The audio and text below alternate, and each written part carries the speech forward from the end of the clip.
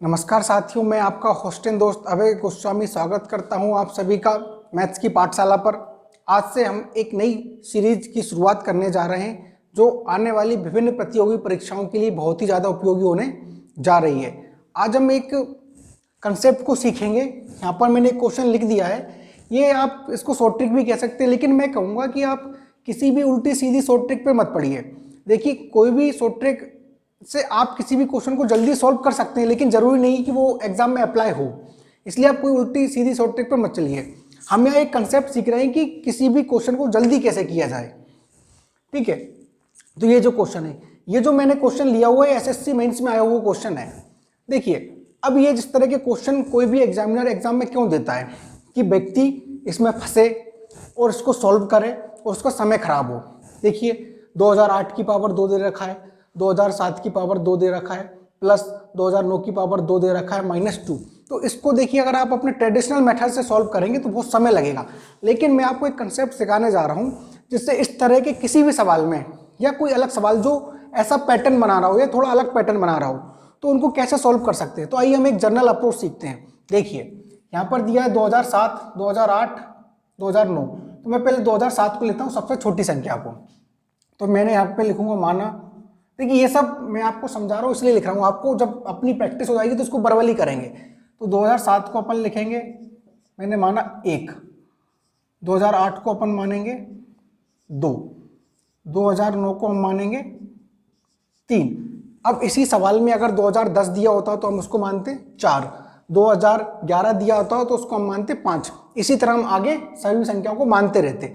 देखिए, अब इन सभी संख्याओं को हम इस इक्वेशन में पुट कर देंगे। तो 2008 की जगह हमने माना है 2, तो 2008 की जगह आ जाएगा 2 का स्क्वायर, प्लस 2007 की जगह हमने माना है 1 का स्क्वायर, प्लस 2009 की जगह माना है हमने 3 का स्क्वायर, -2। देखिए, अब हम इसको सॉल्व करेंगे तो 2 का स्क्वायर 4, प्लस 1 प्लस 3 का स्क्वायर 9 -2 बराबर। अब देखिए, 9 और 1 10, 10 में से 2 गए तो 8, ऊपर 4। जब हम इसको सॉल्व करेंगे तो आ जाएगा 1/2। यही हमारा क्या हो जाएगा आंसर। देखिए, ये क्या है कि ये टेक्निक है इस तरह के किसी भी सवालों को सॉल्व करने की। तो लेकिन देखिए, आप एक बात को हमेशा याद रखिए, मेरा इस बात को आप नोट बनाकर लिख लीजिएगा अपनी कॉपी में, कि जब भी आप इन संख्याओं को माने, देखिए हम यहाँ पर 2007 की जगह 10 मान सकते हैं। अगर हम इसको 10 मानेंगे तो इसको 11, इसको 12, आगे आने वाली संख्याओं को 13। आप इसको 101 मान लीजिए, 102 मान लीजिए, 103 भी मान लीजिए, आप कोई भी संख्या मान सकते हैं। और मैं ऐसा बोल रहा हूँ कि आप इसको एक बार ट्राई करके देखिएगा किसी भी संख्या को मान के, तो उससे भी आंसर यही आएगा आपका 1/2। लेकिन देखिए, जब हमको मानना ही है तो हम क्यों ना छोटी संख्याएं माने। अगर हम यहीं पे मैं 11 मान लेता तो मुझे उसका स्क्वायर याद रखना पड़ता। तो ऊपर यहाँ पे आता है 111, यहाँ 112, सॉरी यहाँ पे आता है 110। तो फिर वही चीज़ होती है कि संख्याओं को सॉल्व करने में दिक्कत आती। इससे अच्छा है कि आप 1 2 3 छोटी संख्याएं माने। बस एक चीज़ नोट बना के लिख लीजिएगा कि हाँ भी कभी भी जीरो ना बने, इस पूरे इक्वेशन को सॉल्व करने पर जीरो ना बने, क्योंकि अगर किसी भी संख्या के नीचे जीरो आ गया तो हम उसको डिफाइन नहीं कर सकते, तो हमारा आंसर गलत हो जाएगा। आइए हम एक एग्जांपल और ले लेते हैं। ठीक है, इसका आंसर हो जाएगा 1/2।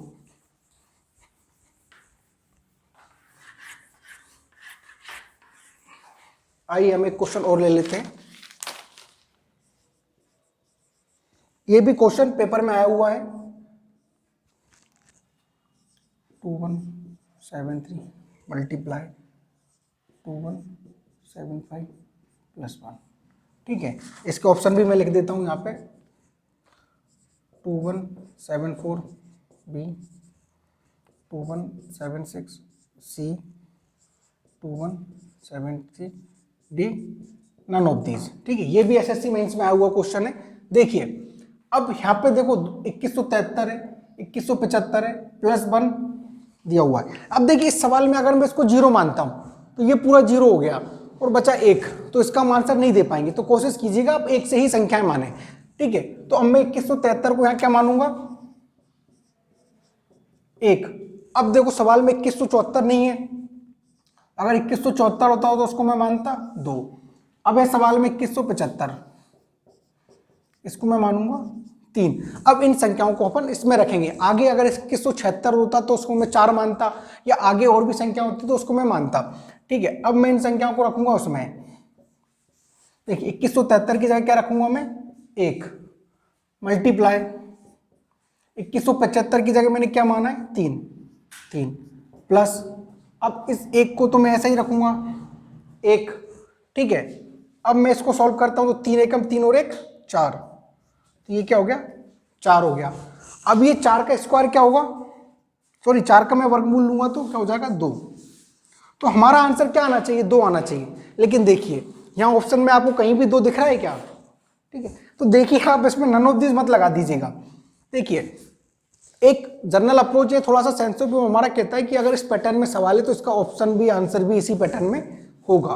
तो देखिए 2, अब यहां मैंने 2 क्या माना था, 2174 को, तो ऑप्शन में हमारे 2174 भी है, तो हमारा आंसर क्या हो जाएगा, 2174। ठीक है, तो आप इस तरह क्वेश्चन को सॉल्व कर सकते हैं। एक और होता है सवाल, देखिए एक और पैटर्न, ये सब आए हुए क्वेश्चन हैं।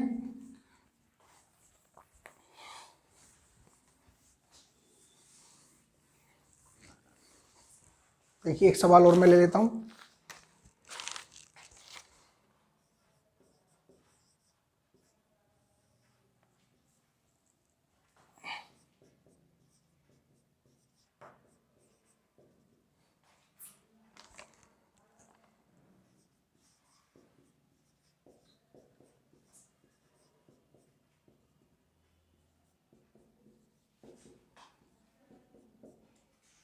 देखिए ये भी पेपर में आया हुआ क्वेश्चन है, और ये आपका जो ग्रंथ आप मानते हैं आर.एस. अग्रवाल, उसमें भी दिया हुआ है इस तरह का क्वेश्चन नंबर सिस्टम में। देखिए अब ये भी देखिए एक सीरीज है, किसी ना किसी तरह एक सीक्वेंस मान रहा है। या तो देखो एक तरीका है आप इन सबको जोड़ें, ठीक है, आप इसको समांतर श्रेणी गुणोत्तर श्रेणी से भी कर सकते हैं। जब हम श्रेणी पढ़ेंगे तब हम उसको उस तरीके से करेंगे। लेकिन अभी देखिए कि मैं केवल एक जनरल अप्रोच सिखा रहा हूं आपको कि आप बड़े से बड़े क्वेश्चंस को कैसे सॉल्व कर सकते हैं। देखिए अब जब भी इस तरह का पैटर्न बना रहा है, देखो क्या हो रहा है, 1 2 3 ये 30 तक जा रहा है, फिर डिवाइड हो रहा है। तो मैं इसी को सीरीज मान लेता हूं। जैसे देखिए मैं मान लेता हूं कि मैंने एक पहला एक नंबर मान लिया अंडर रूट 1 2, अब 2 तक गया तो कहां तक आएगा, 1 तक आएगा। ठीक है, मैं एक और सीरीज मान लेता हूं 1 2 3, 3 तक गया तो कहां तक आएगा, 2 1। एक और चीज मान लीजिए आप 1 2 3 4, 4 तक गया तो फिर पीछे आया, देखो कहां तक गया था, 30 तक, फिर 29 आया, तो 3 2 1।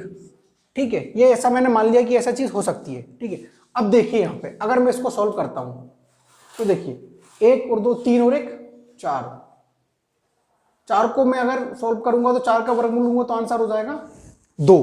ठीक है, यहां मैं सॉल्व करूंगा 3 3 6 और 4, 3 3 6 और 3 9, इसका वर्गमूल लूंगा तो कितना आ जाएगा, 3। अब देखिए 3 1 और 2 3 3 6 4 10 13 15 और 1 16, अंडर रूट 16 बराबर क्या आ जाएगा, 16 का वर्गमूल 4। तो देखिए इस तरह का देखकर आपको एक चीज पता चल रही होगी कि ये जो सीरीज है, ये जो सीरीज जहां तक जा रही है वही इसका आंसर हो रहा है। देखिए ये 2 तक गई, फिर कम हुआ 2 आंसर। इस सीरीज में 1 2 3 तक गई तो इसी का आंसर 3 आंसर।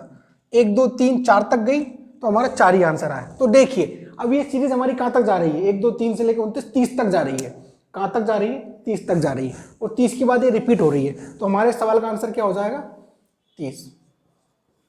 तो हमारा आंसर हो जाएगा 30। आशा करता हूं आपको आज की वीडियो पसंद आई होगी। तो हमारे चैनल को लाइक करिए, शेयर कीजिए, और इसी तरह आगे बहुत सारी कंसेप्ट को सीखने के लिए जुड़े रहिए हमारे चैनल मैथ्स की पाठशाला पर।